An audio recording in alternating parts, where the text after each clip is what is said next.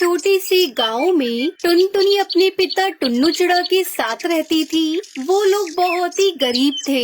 टुन्नू चिड़ा जमींदार कड़कनाथ सेठ के खेतों में मजदूरी किया करता था। कड़कनाथ सेठ बहुत ही जालिम और लालची पक्षी था। वो मजदूरों से बहुत काम करवाता, लेकिन समय पर उन्हें मेहनताना नहीं देता था। एक दिन अचानक से टुन्नू की तबीयत खराब हो गई। वो खून की उल्टियाँ करने लगा। ये देख उसकी बेटी टुनटुनी बहुत घबरा गई। पापा पापा तुम्हें अचानक क्या हो गया? मैं डॉक्टर बुलबुल को लेकर आती हूँ, तुम डरो नहीं। फिर टुनटुनी चिड़िया डॉक्टर बुलबुल को लेकर घर आती है। वो टुन्नू चिड़ा का चेकअप करती है। बेटा, तुम्हारे पिता की हालत कुछ ठीक नहीं लग रही है। मैं कुछ दवाइयाँ दे रही हूँ, पर अगर 3 दिन के अंदर ये ठीक नहीं हुए तो तुम इन्हें शहर के अस्पताल ले जाना पड़ेगा। फिर 3 दिन यूं ही गुजर गए, लेकिन टुन्नू चिड़ा की तबीयत में कोई सुधार नहीं आया, बल्कि उसकी तबीयत और ज्यादा बिगड़ने लगी। फिर टुनटुनी चिड़िया अपने पिता टुन्नू चिड़ा को शहर के अस्पताल ले गई। वहाँ के डॉक्टर ने ऑपरेशन का बता दिया, जिसे सुनकर टुन्नू चिड़ा अपनी बेटी टुनटुनी चिड़िया से कहता है, बेटा तुम मुझे यहाँ से ले चलो, मैं ठीक हूँ। मुझे यहाँ से इलाज करवाने की कोई जरूरत नहीं। तुम ठीक नहीं हो पापा, मैं तुम्हारा इलाज करवाऊंगी। पर बेटा पैसे कहाँ से आएंगे? उसकी चिंता तुम मत करो, मैं कुछ न कुछ उपाय जरूर निकाल लूंगी। फिर अगले दिन टुनटुनी चिड़िया अपने पिता को बिना बताए जमींदार कड़कनाथ सेठ के पास चली गई। मालिक, मुझे आपसे कुछ बात करनी है। मालिक, मुझे 50,000 रुपए उधार चाहिए थे। मेरे पिता की तबीयत बहुत खराब है, उनका इलाज करवाना है। मैं पैसे तो तुझे दे दूंगा, लेकिन तू एक काम कर, अपना घर मुझे बेच दे। मैं अपने पिता को कुछ नहीं होने दे सकती। मैं अपनी मेहनत से फिर से घर बनवा लूंगी। अच्छा ठीक है मालिक, मुझे आपकी शर्त मंजूर है, पर मालिक पिताजी को ठीक होकर वापस आने दीजिए, फिर मैं घर खाली कर दूंगी। अच्छा ठीक है, मैं तुझे 1 महीने का समय देता हूँ।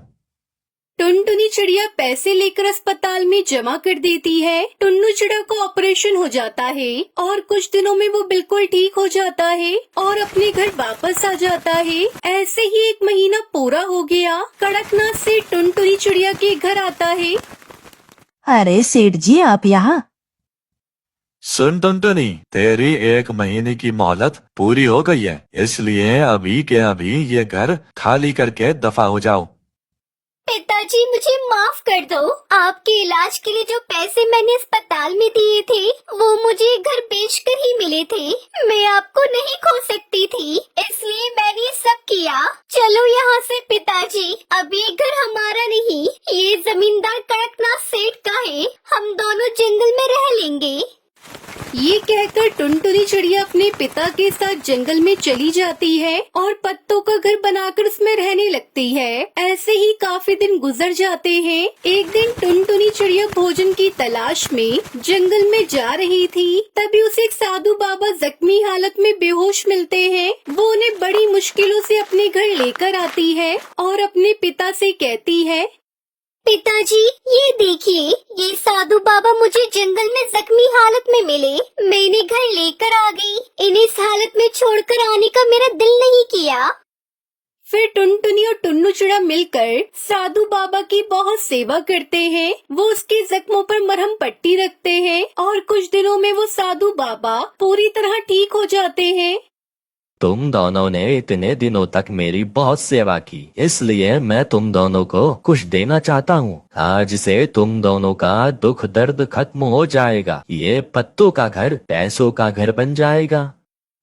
फिर साधु कमंडल से पानी लेकर मंत्र पढ़कर उस घर पर छिड़क देता है और देखते ही देखते पत्तों का घर पैसों का घर बन गया। ये देखकर टुनटुनी और टुन्नू चिड़ा हैरान हो गई।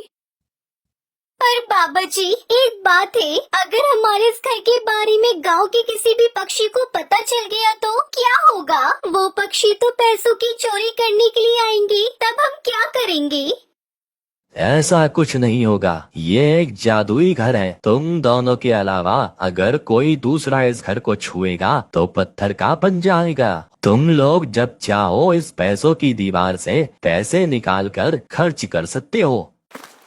इतना बोलकर साधु वहाँ से चला जाता है। तब से उन लोगों की हालत सुधरने लगी। फिर एक दिन हरिया तोता जंगल से लकड़ियाँ काटने के लिए आता है। जंगल के अंदर ऐसे पैसों का घर देखकर उसकी आंखें तो फटी की फटी रह गई और उसने जाकर जमींदार को ये सब बातें बता दी।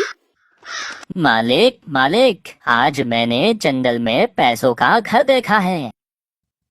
ये सुनकर कड़कनाथ सेठ अपने कुछ सेवकों को लेकर टुनटुनी के घर पहुंच जाता है और पैसों का अद्भुत घर देखकर वो सभी चौंक गए। तब जमींदार कड़कनाथ सेठ ने टुनटुनी से कहा, अरे इस जमीन पर घर बनाने की तेरी हिम्मत कैसे हुई? अभी के अभी घर से निकल जा, नहीं तो। सेठ जी, इस जंगल पर आपका कोई अधिकार नहीं है। मैं इस घर से नहीं जाऊंगी। ये पैसों का घर हमारा है। आप यहाँ से चले जाइए। यह पूरा गांव मेरा है और जमीन और घर भी मेरा है। चुपचाप निकल जा यहाँ से, नहीं तो मैं तेरा घर तोड़ दूंगा। तोड़ना तो दूर की बात है, हाथ लगाकर तो देखिए इस घर को। अच्छा ऐसी बात है, अब देखना क्या करता हूँ मैं तेरे पैसों के घर के साथ। जमींदार कड़कनाथ सेठ जब उस घर को तोड़ने के लिए हाथ लगाता है तभी जमींदार एक पत्थर की मूर्ति में बदल जाता है। ये देख वहाँ मौजूद सभी पक्षी चौंक जाते हैं और सभी अपनी अपनी जान बचाने के लिए वहाँ से भाग जाते हैं। और फिर उस दिन के बाद से और कोई भी टुनटुनी और टुन्नू चिड़ियों को परेशान नहीं करता। जब भी टुनटुनी चिड़ियों को पैसों की जरूरत होती वो उस घर की दीवार से पैसे निकाल लेती और दीवार पर पैसे आ जाते। फिर टुनटुनी पैसों की मदद से अपनी आगे की पढ़ाई करती है और वो दोनों खुशी खुशी अपनी जिंदगी पैसों के घर में बिताने लगते हैं।